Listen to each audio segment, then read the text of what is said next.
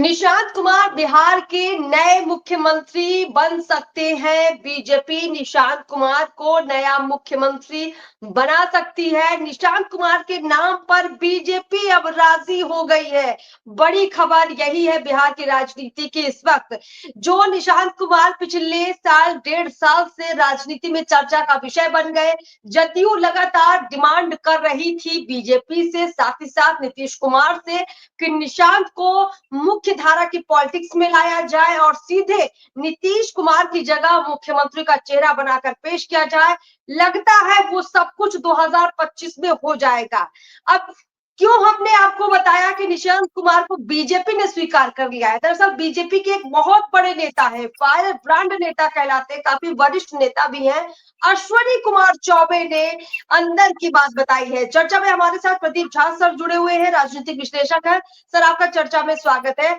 अश्वनी चौबे का वो बयान कई राजनीतिक मायने रखता है। हाल ही में होली मिलन समारोह में अश्वनी चौबे ने बक्सर में ये बात कही पत्रकारों से कि निशांत कुमार युवा चेहरे हैं और एक बेहतर विकल्प हो सकते हैं नीतीश कुमार की जगह निशांत कुमार। इसका मतलब क्या है सर?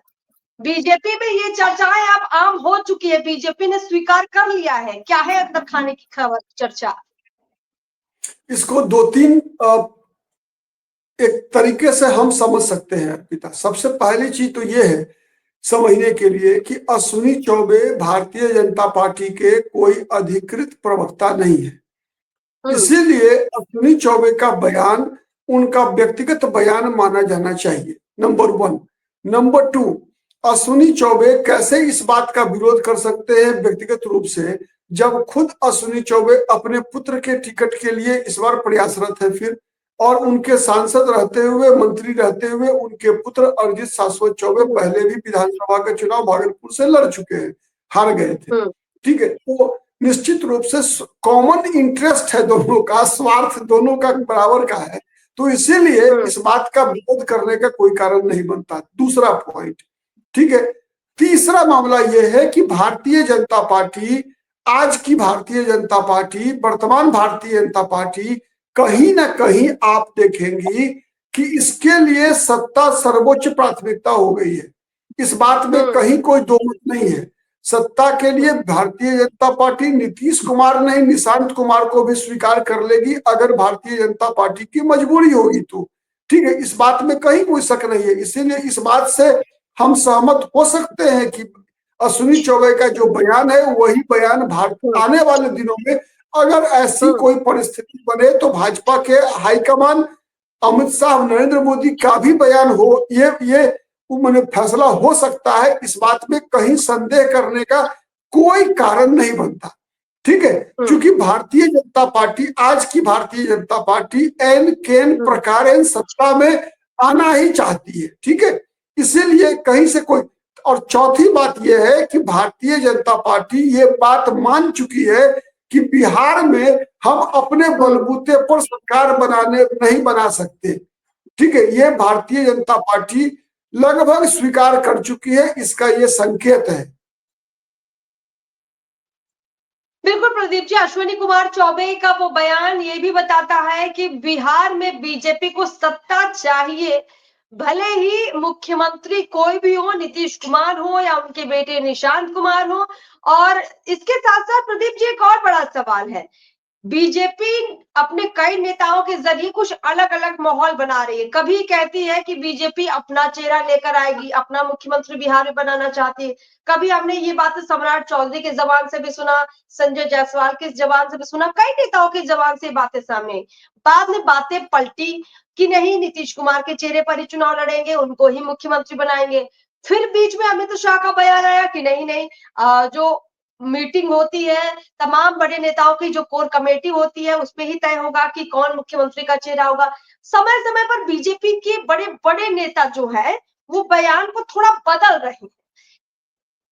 तो कहीं कंफ्यूजन में रखने का प्रयास तो नहीं है कि बीजेपी नीतीश कुमार को इस कंफ्यूजन में डालकर रखे कि आप ही मुख्यमंत्री होंगे या आपके बेटे ही मुख्यमंत्री होंगे, और जब सत्ता हाथ में आ जाए तो फिर धमाका कर दिया जाए।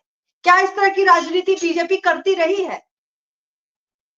भारतीय जनता पार्टी कई राज्यों में ऐसा किया है भारतीय जनता पार्टी ने कि अगर आवश्यकता पड़ने पर कभी किसी सहयोगी दल का उपयोग करना, ये भारतीय जनता पार्टी ने किया है।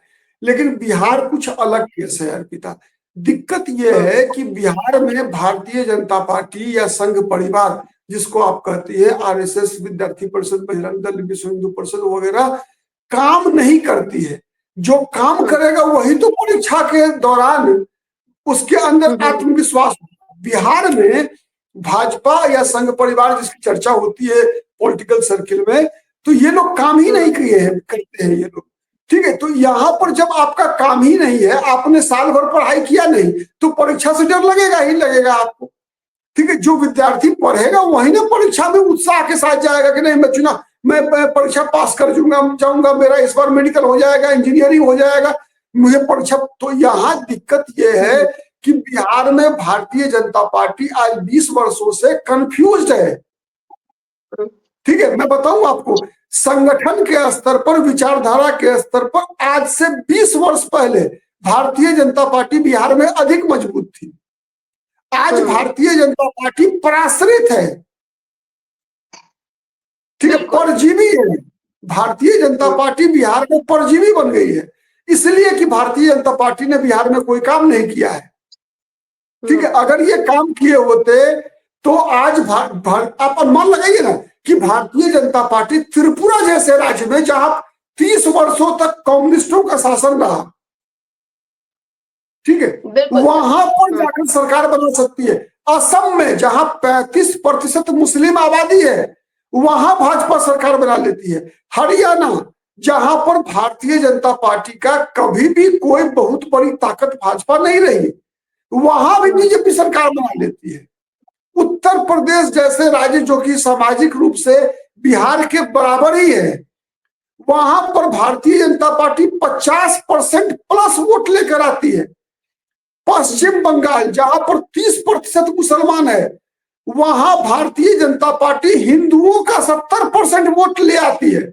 मैं हिंदू की बात कर रहा हूं, हिंदुओं का 70% वोट बीजेपी को मिलता है पश्चिम बंगाल में। लेकिन बिहार में जहां भारतीय जनता पार्टी 1967 में भी संवित सरकार में भारतीय जनता पार्टी सरकार में आई थी, 1977 में कर्पूरी ठाकुर की सरकार में भाजपा सहयोगी थी। भाजपा पारंपरिक रूप से कम आप कह सकती है कि तीसरी बड़ी ताकत तो लगातार रही है भारतीय जनता पार्टी 1967 से लेकर आज तक। बिल्कुल सर। ठीक है, लेकिन उसके बावजूद भाजपा बिहार में आत्मविश्वास पैदा नहीं कर पाती। इसका मतलब क्या है? इसका मतलब है कि भारतीय जनता पार्टी बिहार में केवल भाजपा ही नहीं बल्कि संघ परिवार नकारा है। और इसी कारण से इन लोगों को कभी नीतीश कुमार का पालकी ढोते हैं, अब निशांत कुमार का पालकी ढोएंगे। यहां तक कि भारतीय जनता पार्टी के अपने पार्टी का संगठन का नेता भी दूसरे दल से आया हुआ व्यक्ति विधानसभा में विधायक दल का नेता है। अब इससे बड़ा दुर्भाग्य क्या होगा बिहार में बीजेपी का कि भाजपा विधानमंडल दल का नेता, उप मुख्यमंत्री, वरिष्ठ उप मुख्यमंत्री जो 10 साल पहले दूसरे दल से आया वो बना हुआ है।